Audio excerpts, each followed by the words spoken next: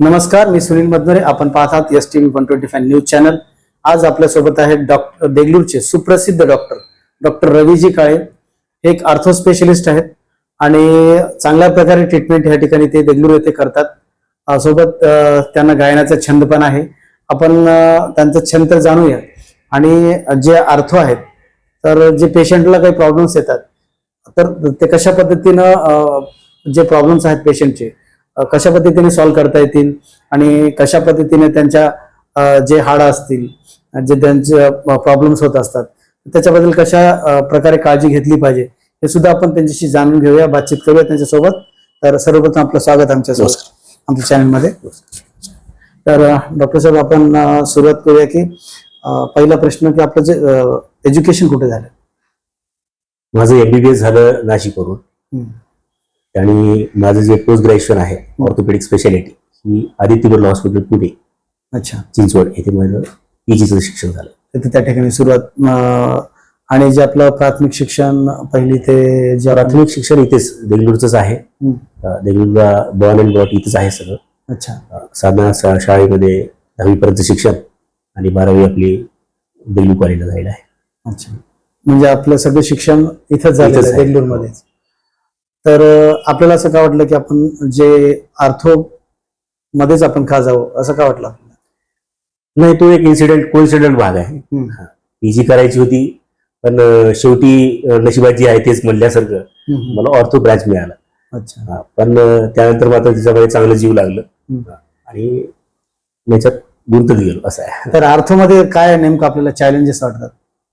आपण जेव्हा पेशंट आपण हँडल करतो आर्थो म्हणून, तर नेमकं आपल्याला चॅलेंज काय वाटतं त्याच्यामध्ये? चॅलेंज हे दोन प्रकारचे मानता येतील. एक तर आपण बघतो ऍक्सिडेंट आणि इमर्जन्सी मध्ये त्यावेळी जे हाडं तुटतात ते एक किंवा अनेक हाडं तुटू शकतात, ज्याला पॉलिट्रॉमा आपण म्हणतो. त्याचबरोबर असोसिएटेड म्हणजे डोक्याला मार राहतो पेशंटला, तर ह्या सगळ्या गोष्टी गंभीर बनतात. आणि दुसरं एखाद्या वेळेस आपण इलेक्टिव्ह इमर्जन्सी ज्याला म्हणू, ज्यामध्ये हात तुटतात किंवा छोटे मोठे फ्रॅक्चर, बोटाचे फ्रॅक्चर वगैरे होतात, तर हे इलेक्टिव्ह मॅनेजमेंट पण त्याच्यामध्ये येते. तर अशा दोन प्रकारची मॅनेजमेंट आपण म्हणू शकतो. अच्छा, तर मला सांगा की आपल्या शरीरात अनगिनत हाडं आहेत, त्याची एक संख्या सुद्धा सायन्स सांगते की एवढ्या आपल्या शरीरात हाडं आहेत. तर आपण निश्चित आता पूर्वी आपण जे लोक पाहत होतो त्यांचे हाडं मजबूत राहायची. आपण कधी पाहिलंच नाही की त्यांचं कधी हाड तुटलं, ब्रेक झालं. पण आताच्या टाइम मध्ये जेवण आपण म्हणतो की सगळं पेस्टिसाइड झाल्यामुळं आपलं हाडं थोडंसं ठिसूळ होतात. तर नेमकं ते आपल्या हाडाची कशा पद्धतीने काळजी घेतली पाहिजे? नाही, पूर्वी हाडं लोकांची तुटत नव्हते असं नाहीये. त्यावेळेस आपल्याकडे काय स्टॅटिस्टिकल डाटा होता, त्याचं रेकॉर्ड कुठे नव्हतं. पण पूर्वी हाडं हे डेफिनेटली व्हायचे. पण जसं जसं आता इव्होल्युशन मध्ये आपण सोफिस्टिकेटेड लाईफ जगतोय, त्यामध्ये आपण बघतोय की राहणीमानाची जी पद्धत आहे त्यामुळे ऑटोमॅटिकली लाईफस्टाईल आपण हे करत नाही. जास्त अँब्युलेटरी आता माणूस राहिलेला नाही. रोज माणसाचं शरीर असं म्हटलं जातं की एक रोज 7 ते 8 किलोमीटर चालण्यासाठी माणूस बनलेला आहे. पण ती स्ट्रेंथ देखील आता मसल्स मध्ये हाडामध्ये ठेवत नाही. त्याचबरोबर खानपाणी ह्या गोष्टी आल्या, मल्टीफॅक्टरल गोष्टी आल्या. डायबिटीस सारखं, म्हणजे उदाहरण खाली सांगतो, डायबिटीस सारख्या याच्यामुळे पण हाडं तुमच्यामध्ये ठिसूळ होतात. वयोमानानुसार तुमच्यामध्ये हार्मोनल चेंजेस वगैरे त्याच्यामुळे देखील हाडं ठिसूळ होतात. पण सध्या जर बघितलं तर हाडं हा फक्त काय एक विषय नाहीये. हाडाशी असोसिएटेड जर म्हटलं तर तुम्ही थायरॉइडचे प्रॉब्लेम असेल तरी होणार. स्त्रियांमध्ये रजोनिवृत्ती, ज्यांचं वय 58-60 आहे त्यांच्यामध्ये हे होणार. पुरुषामध्ये टेस्टोस्टेरॉनचा लेवल जर कमी झाला तर हाडाची घनता ही डेफिनेटली कमी होत जाणार. कारण शेवटी कसं आहे, आतड्यातून कॅल्शियम खेचणं आणि ते हाडामध्ये पोहोचवणं आणि त्याच्यासाठी लागणारा मॅग्नेशियम म्हणा, तुमचा व्हिटॅमिन D म्हणा, पॅराथायरॉइड हार्मोन्स म्हणा, याचा जो लेवल आहे आणि ह्याची जी एकमेकाची संगनमत जी आहे ही वयोमानानुसार कुठेतरी बिघडतच जातं. आणि शेवटी एक गोष्ट पण सत्य आहे की वयोमानानुसार तुमचा हार्मोनल लेवल जेव्हा तुमचा ड्रॉप होतो तेव्हा हाडं ठिसूळ होणं आणि हाडातले कॅल्शियम निघून जाणं, मग ते टॉयलेट वाटे हे होऊन जाणं. जसं वसंत ऋतूमध्ये पतझड होते तसं हाडांची देखील घनताही कमी होते. तर एक स्पेसिफिक वय असतं की 1 ते समजा 40, आणि 40चं जो पुढचं आयुष्य असतं त्या हाडाचं नेमकं किती कॅपॅसिटी त्याच्यात शिल्लक असते आणि 40च्या नंतर नेमकी पेशंटनी काय काळजी घ्यायला पाहिजे? 40 नंतर पेशंटनी फक्त हाडच नव्हे तर शरीराच्या इतर गोष्टीमध्ये, मी काय म्हटलं, कुठलाही आजार हा सिंगल एंटिटी म्हणून येत नाही. त्याचं मॅनिफेस्टेशन जे आहे ते अनेक आजारामधून तयार होत असतं. त्यामुळे असं म्हटलं जातं की 40 नंतर तुम्ही वेलनेस सेंटर्सला तुम्ही भेट द्यावी, जेणेकरून तुमच्या बॉडीमध्ये रक्ताच्या लेवलवर काही उतापत चालू आहे का, हाडाची घनता जसं की BMD नावाचं आपण टेस्ट करतो ते बघितलं पाहिजे, किंवा साध्या एक्सरे मध्ये देखील आपल्याला लक्षात येते की बाबा हाडाची घनता कशी आहे, हाडामध्ये कॅल्शियमचं लेवल, कॅल्शियम आणि फॉस्फेट याचं जे गुणोत्तर आहे ते कसं आहे हे आपण चेक करतो. पण त्याचबरोबर असोसिएटेड दुसऱ्या गोष्टी जसं की मी म्हटलं क्रोनिक आजार जे आहे, डायबिटीस सारखे, थायरॉइड सारखे आजार आहेत, किडनीचे काही आजार असू शकतात, त्याच्यानंतर लिव्हरचं आपण जसं म्हणतो फॅटी लिव्हर, ह्या सगळ्या गोष्टींचा एकंदरीत परिणाम हा शरीराच्या प्रत्येक सेलवर होणार आणि त्याला हाडं देखील काही अपवाद राहू शकतात. त्याच्यामुळे हाडामध्ये देखील जर दोष येत असतील तर अनेक गोष्टींमुळे पण ते कारणीभूत होऊ शकतं. त्याच्यामुळे ओव्हरऑल होलिस्टिक अप्रोच शरीराकडे बघण्याचा आपल्या पाहिजेच. काही डॉक्टर्स सांगतात की आपण काही टॅबलेट घ्या, त्या टॅबलेटमुळं कॅल्शियमचे जर टॅबलेट काही जण रेफर करतात आणि ते जर आपण कंटिन्यू घेत राहिलात तर त्याला किती पिरियड आहे आणि आपण कॅल्शियमचं टॅबलेट घेतल्याच्या नंतर म्हणजे हाडं किती वर्षापर्यंत मजबूत राहू शकतात? बघा, कॅल्शियमचे डिमांड असं आहे की जवळजवळ 1 ग्राम कॅल्शियम माणसाला डेली लागतो. आणि आपण जर बघितलं तर 4-5 लिटर दूध जरी घेतलं माणसाला डेली तरी ते जी रिक्वायरमेंट आहे ती पुरी होऊ शकत नाही. तर डेली रिक्वायरमेंट जी आहे ती 1 ग्राम पर्यंत असते. आता समजा त्यामध्ये पण डिलिव्हरीच्या किंवा ज्या माता गरोदरपणामध्ये आहेत त्यांची डिमांड आणखी वाढते, त्यांना 1200-1300 ग्राम लागतं. आणि लहान मुले जे आहेत त्यांच्यामध्ये देखील 700-800 मिलीग्राम एवढं कॅल्शियम डेली लागत असते. ही जी डेली रिक्वायरमेंट आहे ही फक्त आहारातूनच पूर्ण करता येते असं नाही. आहार पण एक सप्लिमेंटरी रोल त्याचा असतो, पण ज्यावेळेस तुमची डिमांड आहे त्यावेळेस तुम्हाला ती देणं भाग आहे. आणि जसं मी तुम्हाला म्हटलं की बाबा हार्मोनल डिसबॅलन्स जेव्हा होतो वयोमानानुसार, जेव्हा तुमचे हार्मोन्सचे रेग्युलेशन करण्यासाठीच्या कॅल्शियमचं रेग्युलेशन करण्यासाठी जे हार्मोन्सचे जे बॅकअप आहे ते जसं वयोमानानुसार कमी होतं, जे की आपल्या 60 नंतर 50 नंतर स्त्रियांमध्ये रजोनिवृत्तीनंतर होतं. जसं की वसंत ऋतूचा तुम्हाला उदाहरण दिलं की पतझड होते, तर त्या काळामध्ये बरंचसं कॅल्शियम हाडामधून निघून जातं, हाडं जे आहे ते कमी होत जातात, त्याचं घनता कमी होते आणि जे कॅल्शियम आहे ते तुमच्या टॉयलेटसाठी बरंचसं निघून जात असतं. त्यामुळे ही जर घनता तुम्हाला जर परत भरून काढायची असेल तर तुम्ही एक साधारणतः असं सांगितलं जातं की 2 ते 3 महिने तर तुम्ही कॅल्शियम घेतलं पाहिजे. पण ह्याच्यात प्रॉब्लेम असा आहे की कॅल्शियम आणि फेरस म्हणजे लोह हे 2 अशा गोष्टी आहेत की हे सहजासहजी शरीर घेतलं त्याचं ऍब्सॉर्प्शन झालं आणि हाडामध्ये गेलं असं होऊ शकत नाही. कारण हे अतिशय हार्ड असे एलिमेंट आहेत. परंतु म्हणून तर म्हणतो की आम्ही ज्याला कॅल्शियमची गोळी आम्ही देतो त्यांना सांगतो शक्य असेल तर हे दिवसा ढवळ्या घ्या, जेणेकरून तुमची हालचाल व्हावी आणि तो कॅल्शियम जो आहे तो बऱ्यापैकी असेल. तर फूड मध्ये काय घेतलं पाहिजे की त्याच्यामुळे कॅल्शियम वाढते? कॅल्शियम रिच सोर्सेस तर आपण बघतोच, नॉनव्हेज हे सगळे कॅल्शियम रिच सोर्स आहेतच, त्याचबरोबर मिल्क तर आपण म्हणतो, आणि सगळ्या भाज्या ज्या आहेत it is ingredients of the calcium आहे. त्याला किती प्रमाणात ग्रहण केलं पाहिजे? त्याचं प्रमाण मी काय म्हणलं साहेब, जवळजवळ 1 ग्राम तुम्हाला डेली कॅल्शियमची रिक्वायरमेंट आहेच. त्या हिशोबाने तुम्ही त्याचं सेवन करावं. फक्त आपण कॅल्शियमसाठी जेवण करतो असं होऊ शकत नाही, किंवा बाबा एकच मला कॅल्शियमच घ्यायचं आहे ह्या अनुषंगाने आपण करू शकत नाही. जे एलिमेंटरी रिक्वायरमेंट आहेत ती आपल्याला एक होलिस्टिक डाएट मधूनच मिळणार आहे. बरोबर. त्याच्यामुळे फळे म्हणा, पालेभाज्या म्हणा, आणि नॉनव्हेज मध्ये देखील बऱ्यापैकी तुम्हाला ह्या सगळे इसेन्शियल एलिमेंट जे आहेत सगळे कॅल्शियम वगैरे मिळणार असेल. तर आपण शरीर चांगलं ठेवण्यासाठी म्हणतोय तर आपण आर्थोच्या बाबतीत बोलूया.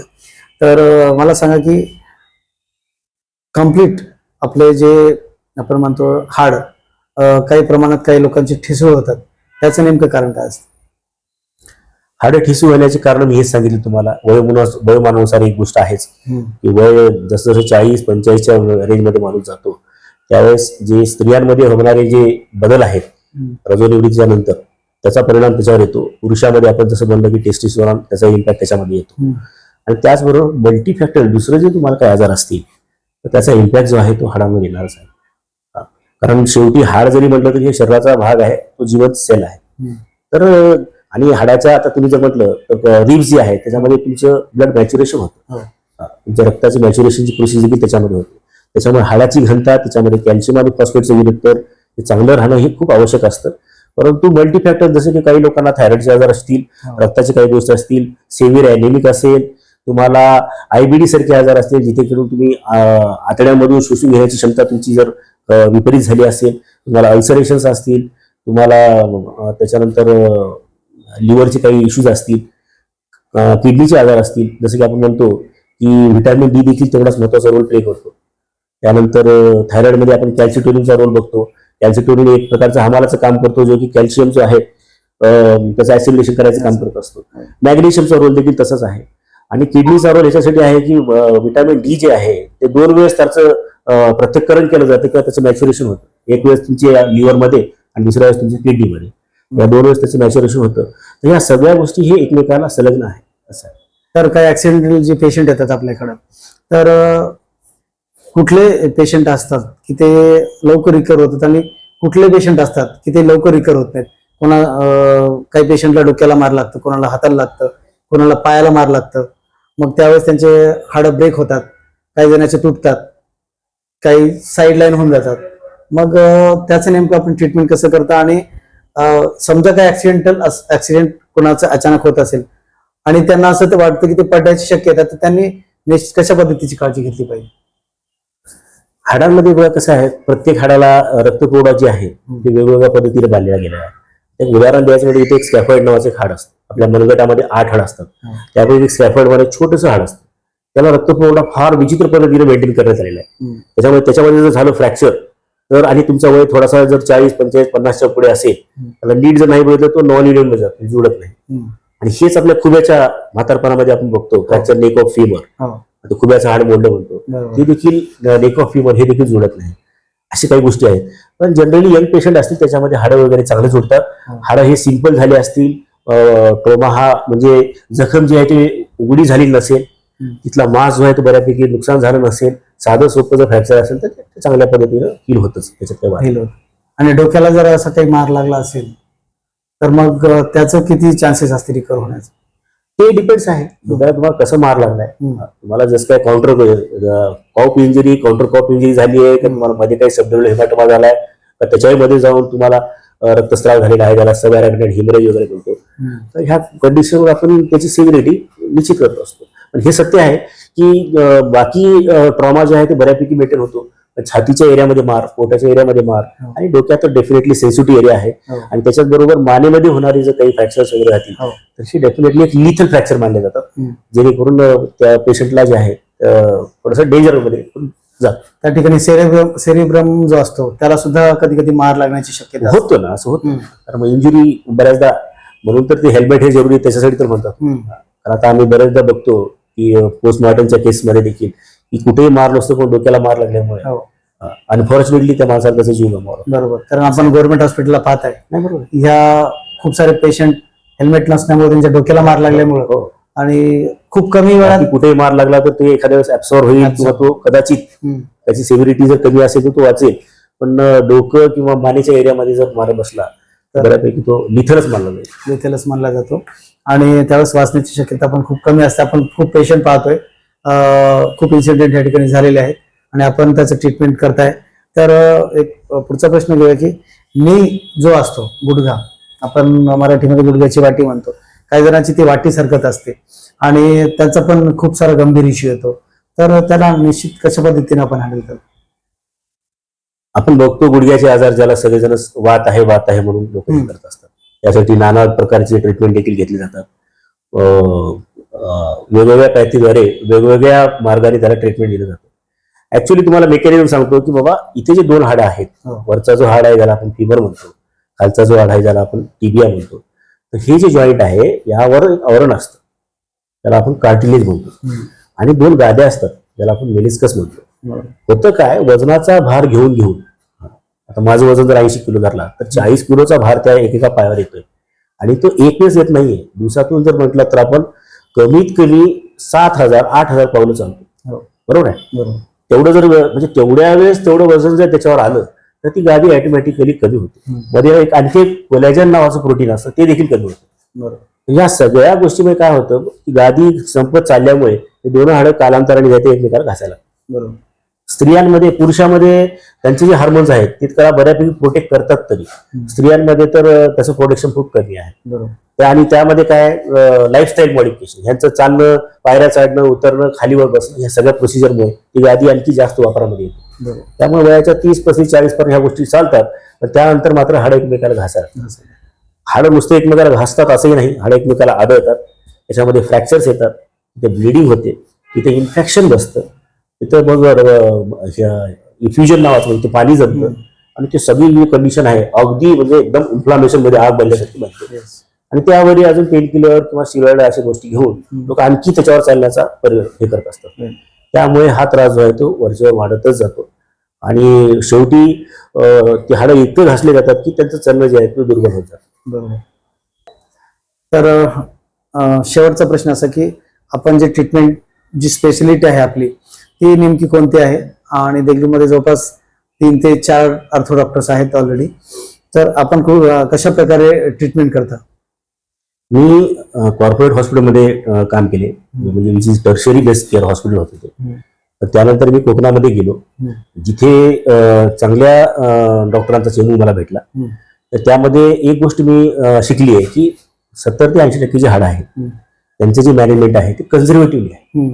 म्हणजे नैसर्गिकरित्या तुम्ही हाडाला त्याच्या पोझिशन मध्ये आणून ठेवा, त्याला व्यवस्थित तुम्ही प्लास्टरिंग करा, आणि ह्या सगळ्या गोष्टी तुम्ही दुर्बिणीखाली, जसं की आता सियाम नावाचे टेक्निक आले, त्याचा वापर करून तुम्ही व्यवस्थित ती हाडं जर जवळ आणण्याचा प्रयत्न केला तर मोस्ट ऑफ द केसमध्ये ऑपरेशनची गरज पडू नये.